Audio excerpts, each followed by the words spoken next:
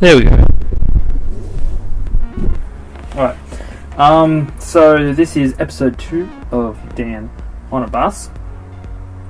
I hope you guys are enjoying these little updates because it helps me kind of visualize where I'm headed as far as my art goes. Because I'm really turning all my university into an art piece. Because, like, fuck it. There's no point me pretending like I'm not doing artsy subjects by making huge reports and cut copy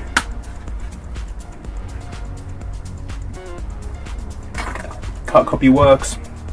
So let's begin. First things first, as far as my zine goes, I did a very rough sketch while I was making dinner.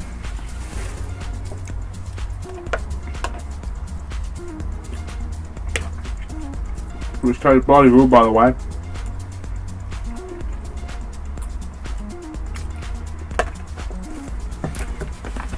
I figured out that it's going to be around about 25 pages long. This is a very minor version. Got the title on the front, which I'm thinking what I'll do is I'll either take a black photo, which I'm sure I've taken tons of. I'll be able to find some sort of 35mm film. Scratch out the title and scan that because it really keeps with the aesthetic of the piece, or take a picture that's relevant and do the same scratching. Then on the inside I've got the contents and then a quote from Polaroid, which I mentioned in class today, which was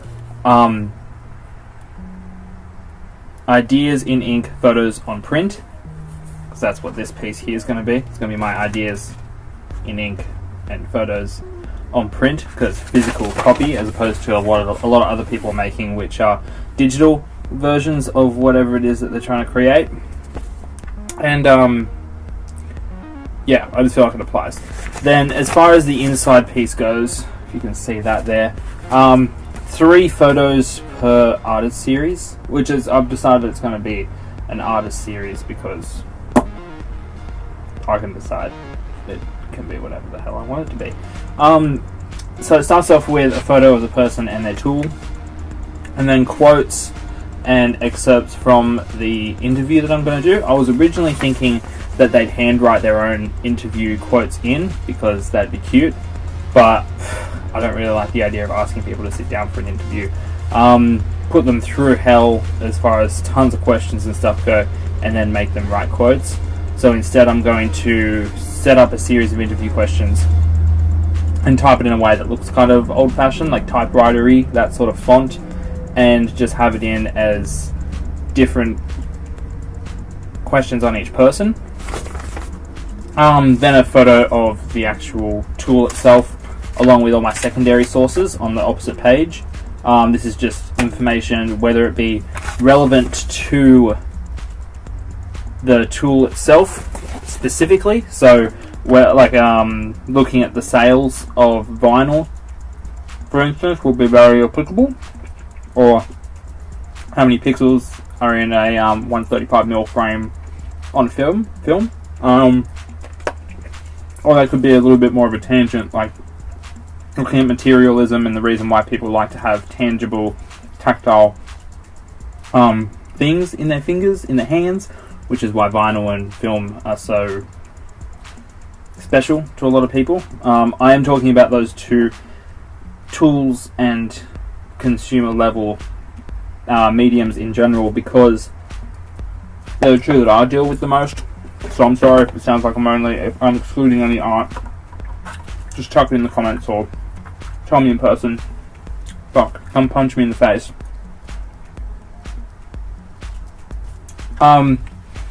So yeah, I've done the layout, pretty happy with that, and I've set up a bit of a checklist of things that I need.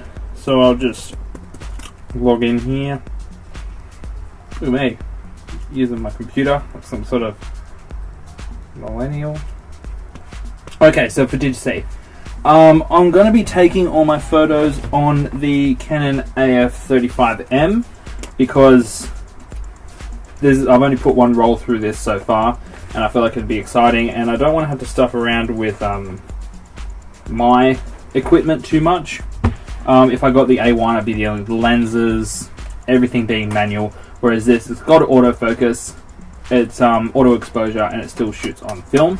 And I also don't have to carry around a flash because, ta-da, it's got its own flash, which is kind of nifty. So I'll be shooting everything on that, and I want to use Fuji Superior because it's not the cheapest film, but it's down there, and I feel like I can really pull out the whole grunginess of film, which is something that I've been growing increasingly fond of. I was gonna say notebook and pen so I can jot down people's answers, but I feel like that's gonna be just an extra step that, because originally it was all gonna be handmade, handwritten, all that sort of stuff. And sure, jotting it down on pen and paper would skip the step of trying to not translate. Think of your own word when you put the sounds into words and put them on the computer. But instead, since I'm going to have to do that anyway because I'm going to be typing out, I may as well just bring my recorder, which I've got down there. So that's we've got that. Then my analog photographer, I want to interview my mate James. As far as my digital photographer goes, I've got a mate named Samuel who takes a lot of digital photos. Either that or Britt Andrews. She's pretty freaking cool, so she might have something to say about digital photography. I know she does in class. Musician, my mate Jaden is an avid musician. He puts a lot of videos up on Facebook and YouTube. Music producer, Dustin, he's just starting out making his own music, and he's a fucking legend. So I'd like to interview him, get his thoughts. Analog filmmaker, the only person who takes 16 or 8mm film that I know is myself. So I'm gonna have to do a bit of a cop-out here and interview myself on that one. Digital filmmaker, my mate Zach, not Zach from the vlogs, my mate from work Zach. He makes a lot of YouTube videos. He's a whiz at Premiere, which I can't get the hang of, so good on you, Zachy. I don't know any painters. Well, I probably do, but I can't think of any at the moment. Except for in VR, someone who works at Devika, which is the parent company to Chatter. Brennan makes virtual reality artworks. He's really good at it. Some of his stuff is pretty fucking amazing. Laptop author. See, this one's a bit hairy because I don't know anyone who publishes work outside of the internet. So Nicola is one of the chief editors of Chatter. She does a lot of written material, so I thought I might interview her.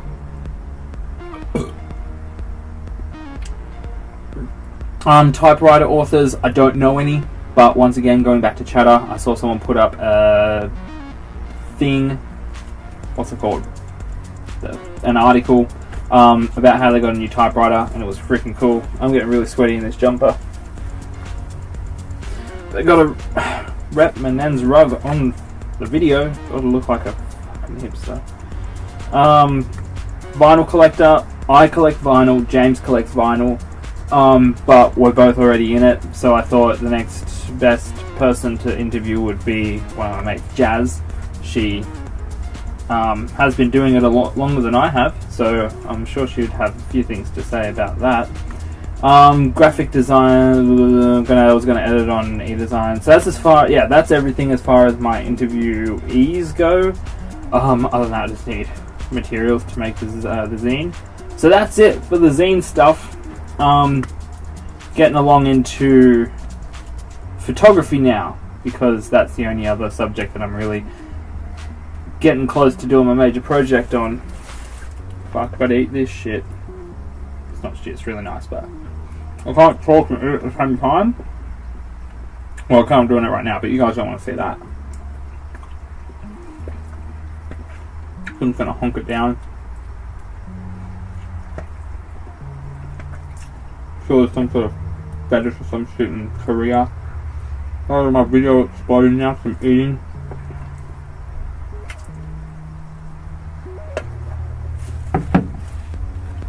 Okay.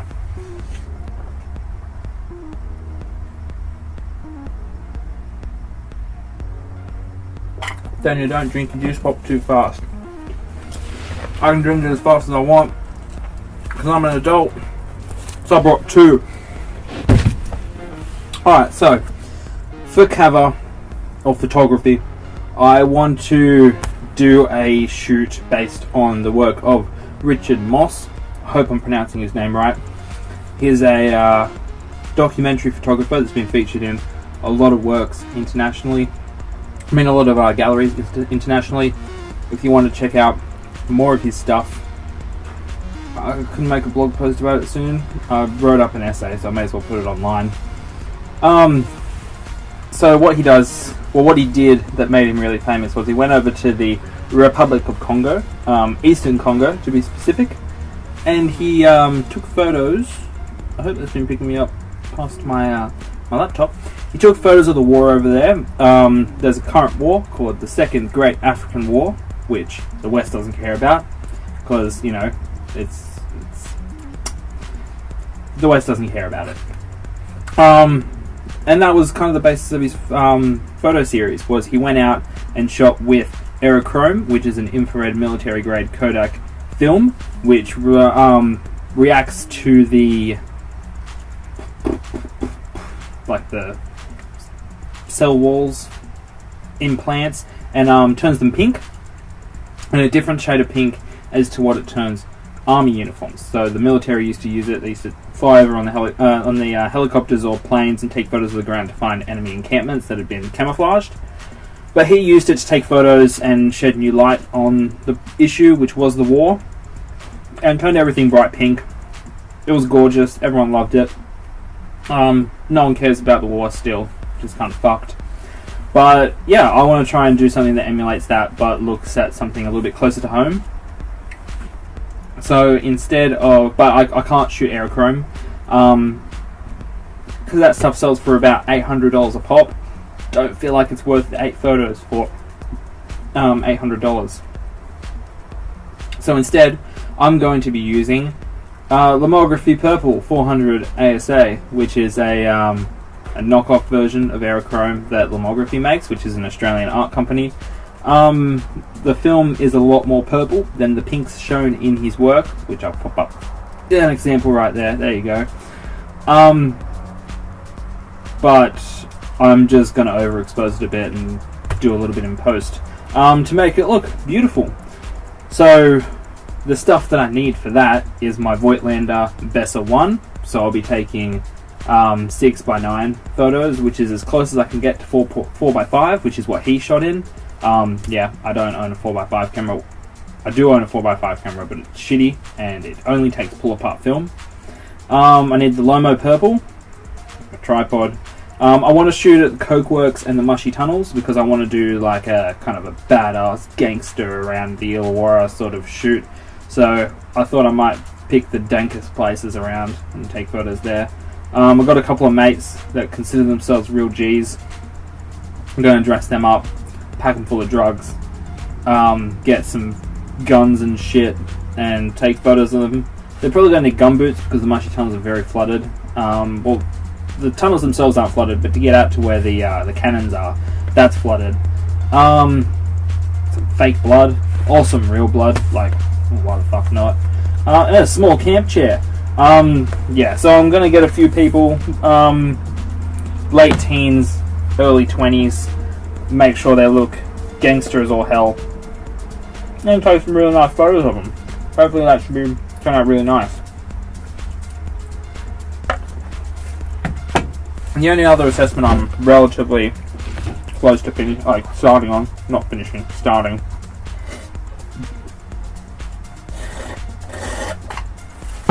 is the BCM, which is proving to be a little bit difficult because it's a research assignment and I want to do it on street photography, but you're only allowed to interview people that are at the uni, and all my mates that shoot street photography have left because, you know, I'm staying back because I changed my degrees. I have to start from fucking scratch, which is alright. I'm not angry about that. I'm angry because I couldn't get my pop top open.